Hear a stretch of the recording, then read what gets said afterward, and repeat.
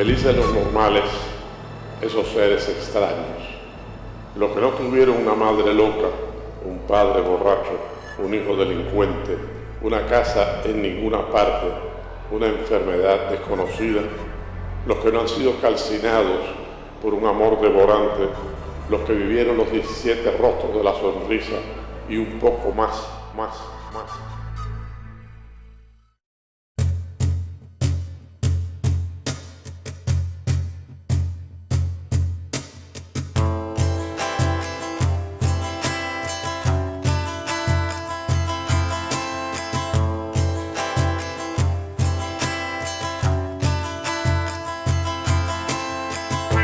Después del tiempo, aún te sentimos. Nos enseñaste la fe para luchar. Con tu mirada tan misteriosa, cuánta belleza que no se borra. Es que estás aquí, muy dentro de nosotros. Seguir dando tu fuerza a otro.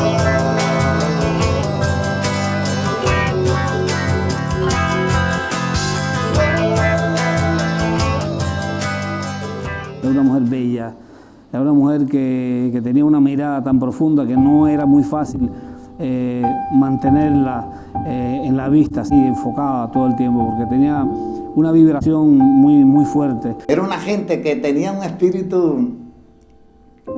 Ella se reía hasta de las desdichas. Me da la impresión como que el amor por la vida es tan grande que no repara en cuanto a las dificultades, en cuanto a los tropiezos, en cuanto a las cosas que se te presentan, que tratan de frenar tu desarrollo. Al parecer, no pocas personas que realmente desconocían la riqueza emotiva, intelectual y creadora de Ñica, le atribuían a la poliomielitis que ella sufrió de niña y que la dejó, digamos, coja, es decir, con dificultades al andar, le atribuyeron, repito, a esa enfermedad, a esa limitante, esa rabia contenida, esa expresión tan violenta en la obra pictórica y de los ensamblajes de Ñica.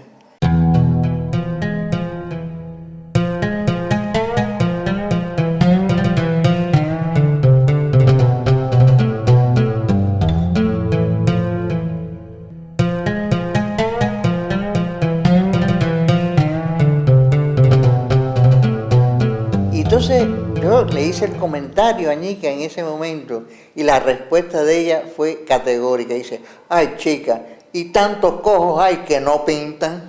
Iba por la calle y entonces ve que ella va caminando coja con su bastón y su pierna y hay un hombre que viene detrás de ella diciéndole cosas. Pero el hombre le decía cosas como poéticas, el hombre le decía cosas, está mirando cómo soy yo, cómo es esto. Estoy soñando, ¿qué es lo que es esto?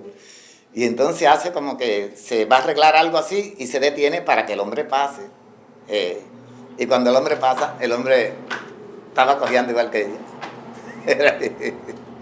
Cuando uno no la conoce, yo sé que daba una impresión de ser una persona muy fría, con una mirada muy penetrante, muy severa, muy aguda en sus reflexiones. Ella no le gustaba pasar la mano al pan y al vino.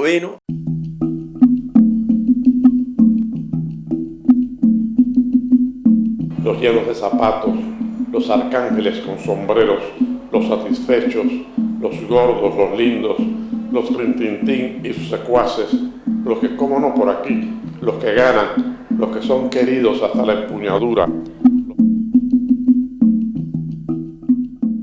En la Escuela Nacional de Arte hizo una labor que nos impregnó a todos, incluso a los que no fueron alumnos directamente de ella, que después la visitaban en su casa.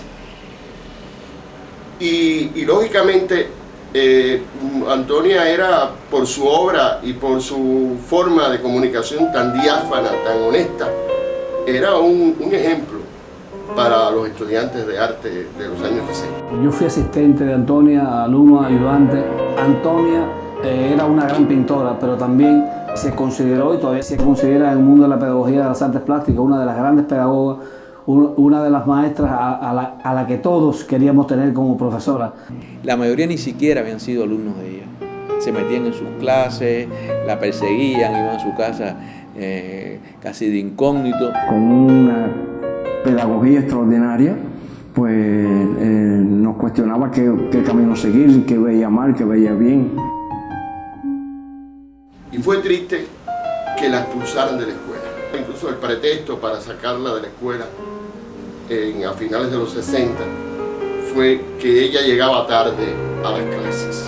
Porque como ella tenía un problema físico que todo el mundo sabe, en la pierna, ella tenía que venir a pie, porque venía en guagua, en ómnibus. Y lógicamente ya Antonia había decidido que tenía que ser de alguna manera una maestra por la libre, ¿no? Por la comunicación directa con los artistas jóvenes de ese momento. Y siguió haciendo su obra, fue de las que participó y fue invitada en el 67 a participar en el Salón de Mayo de París cuando estuvo en el Pabellón Cuba. Y le preguntamos, Antonia, ¿qué podemos decir de tu obra? Dice, no, que digan de mi obra lo dicen ustedes, ya yo la hice, ahora le toca a ustedes, le toca al público. Pintas un ser, creas una vida y el ayer vuelve a nacer. Los flautistas, acompañados por ratones, los vendedores y sus compradores, los caballeros ligeramente sobrehumanos, los hombres vestidos de truenos y las mujeres de relámpagos. La primera exposición personal de la que era mi amiga Antonia Irish se celebró en 1964 en la Galería Habana, que está en la calle Línea, aquí en El Vedado. Y da la casualidad, casualidad que me alegra mucho todavía hoy en día, que el primer texto de crítica de arte que yo publiqué fue precisamente sobre esa exposición de Ñica.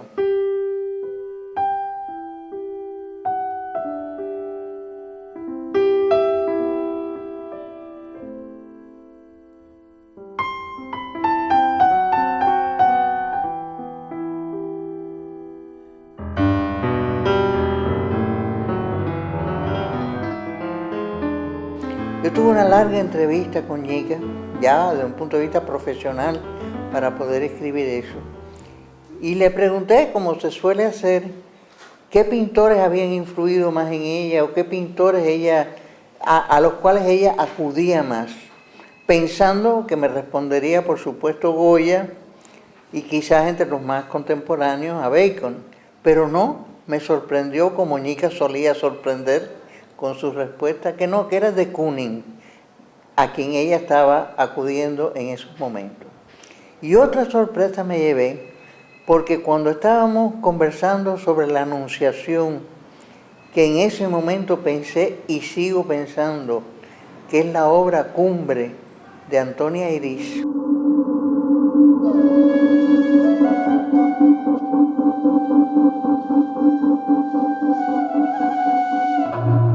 Esa violencia, esa fuerza, esa cosa terrible, deshumanizadora, que ella humaniza ahí, ese cuadro es un sueño de cuadro. En la máquina de coser, frente a la cual está sentada la mujer, hay unos delicadísimos toques en colores pasteles.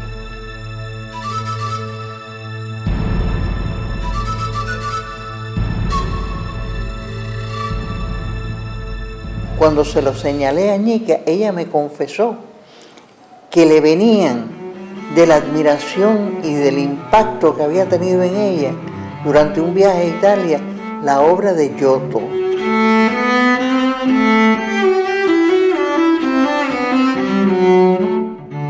De modo que en Ñica confluían cosas inesperadas, todas manifestadas a través de la fuerza tremenda, expresiva de la obra completa de Ñica.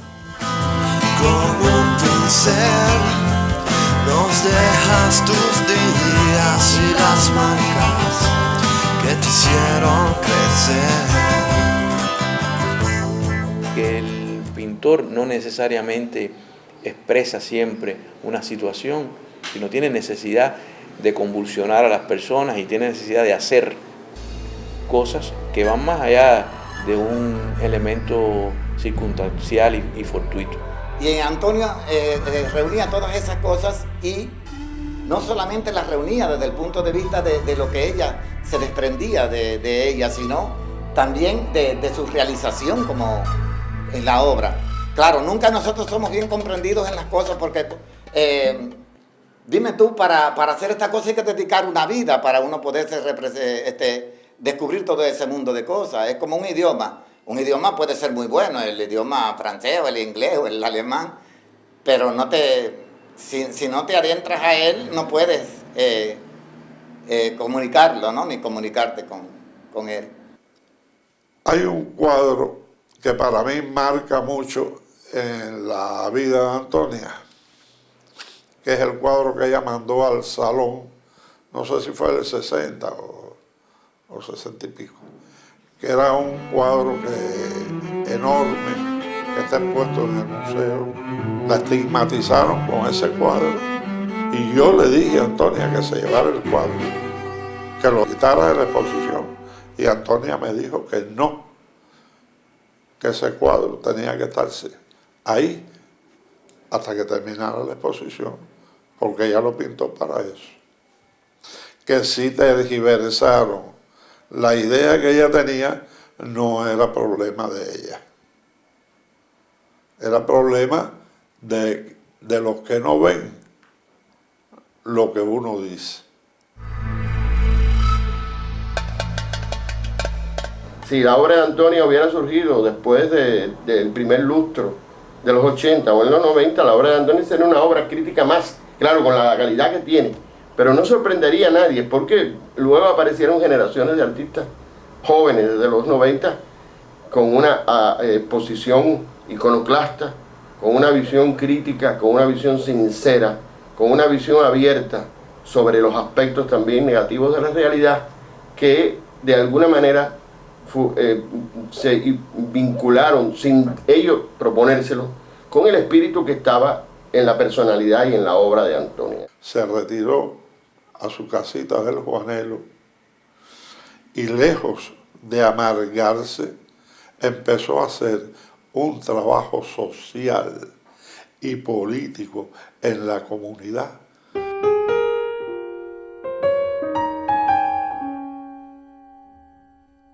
Ella prefería entrar en contacto con el pueblo, con la gente de su barrio, y lógicamente para ella fue un acto de protesta silente y una acción ética. No creo que haya sido vetada su pintura, sino su persona. Y fue una cosa tácita, nadie hizo un edito ni un documento. Inclusive a las grandes y solemnes oportunidades se le invitaba y demás. Pero ella se retiró como ofendida, como lastimada, pero una creadora tan grande no podía quedarse sin hacer nada, y así fue. Enseñó a todos los niños de una comunidad a hacer papel maché y a hacer arte. Algo que nunca se había hecho en este país. Es que estás aquí, muy dentro de nosotros. Hoy seguir dando tu fuerza a otro. Es la mejor pintora de Cuba, con perdón de los acólitos de Amelia Peláez, porque Antonia rompe todo lo que hay hecho por una mujer en las artes plásticas en Cuba y crea un mundo que nadie ha sido capaz de superar y que yo creo que nunca lo vayan a superar. Yo creo que esa condición genuina, sentida, muy vinculada con su propia vida de la obra de Antonia, es la que le da una fuerza y es la que le da también un papel fundamental junto a otra pintora que es también un monstruo en el mejor sentido de la plástica cubana, Amelia Peláez, que nada tenía que ver con Antonia, que era también una pintora de los signos de su época, muy vital. Quisiera hacer un salto en el tiempo a la última exposición personal de Ñica en La Habana, que fue en 1991 en la Galería de Galiano, una gran retrospectiva, y ahí Antonia expuso sus homenajes. Le había hecho un homenaje a Lezama Lima, le había hecho un homenaje a Acosta León y su pintura mágica, le había hecho un homenaje a esa figura Salomón creado por el lápiz agudo de Chavo, y sobre todo, y esta es quizás la mayor sorpresa, le había hecho un gran homenaje a Amelia Peláez. Ñica había reconocido en Amelia toda la fuerza latente en esos aparentes tranquilos interiores y figuras de Amelia. Reconoció un par igual a ella, es decir, fueron dos mujeres con una fuerza expresiva monumental, extraordinaria, que encontraron cauces diferentes para esa expresión.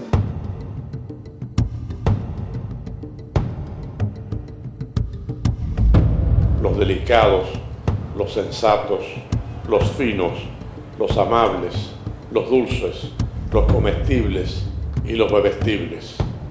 Felices las aves, el estiércol, las piedras. Ella se aventuró en la instalación. Para mí, por ejemplo, la tarima o la tribuna, como también le dicen, es la primera instalación, al menos en Cuba. La diferencia está marcada nada más en la técnica. Ahora, en cuanto a la fuerza de agarre, de comunicación, es la misma. Era una persona que emanaba, hacía un diálogo con el material con que trabajara. Y luego tenemos otras cosas, el vendedor de periódicos, el grito.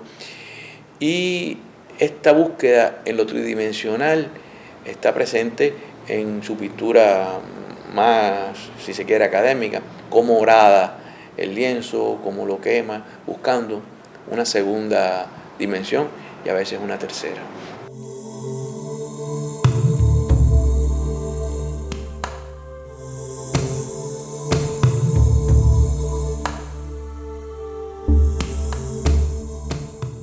El Museo Municipal de San Miguel del Padrón trató de volverla a reunir con el mundo del arte. Nosotros hicimos allá en aquel museo varias exposiciones importantes de carácter internacional para tener un currículum con que después exponer a Antonia Iris. La invitamos como grabadora, porque Antonia grabadora la gente no la conoce mucho. Antonia es premio de Casa de las Américas como grabadora, una grabadora excepcional grabadora. Y esa fue una de las formas en que empezó Antonia a volver otra vez al arte mayor.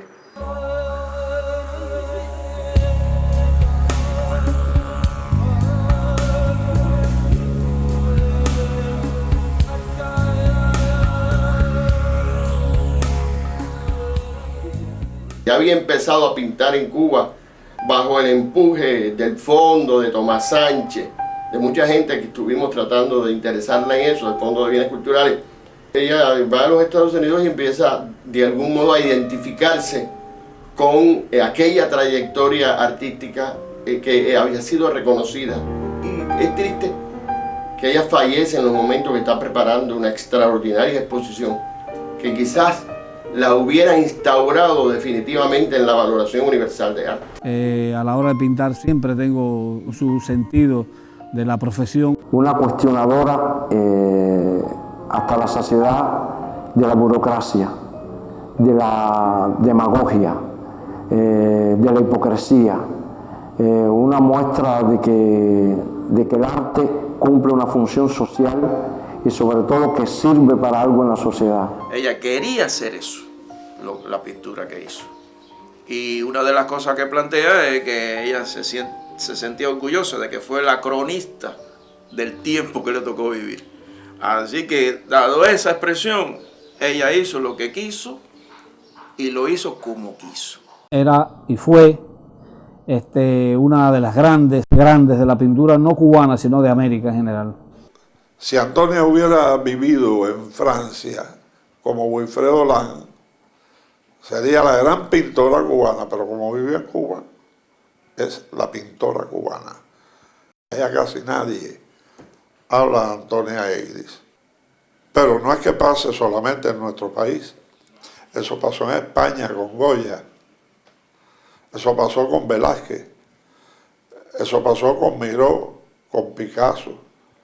Eso pasó con Orozco en México. O sea que eso ha pasado en todas partes del mundo con determinados pintores. Y Antonia tuvo la desafortunada dicha de que nos hayamos olvidado un poco de ella. Pero está en la historia y algún día eso le va a tener que ser reconocido y con creces.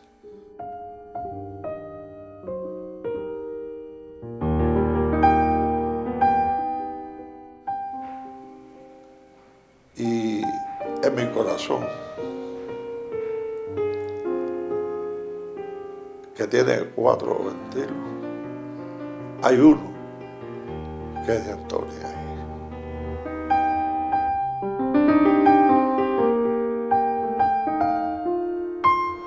Pero que den paso a los que hacen los mundos y los sueños, las ilusiones, las sinfonías, las palabras que nos desbaratan y nos construyen, los más locos que sus madres, los más borrachos que sus padres y más delincuentes que sus hijos y más devorados por amores calcinantes, que les dejen su sitio en el infierno. Y basta, basta.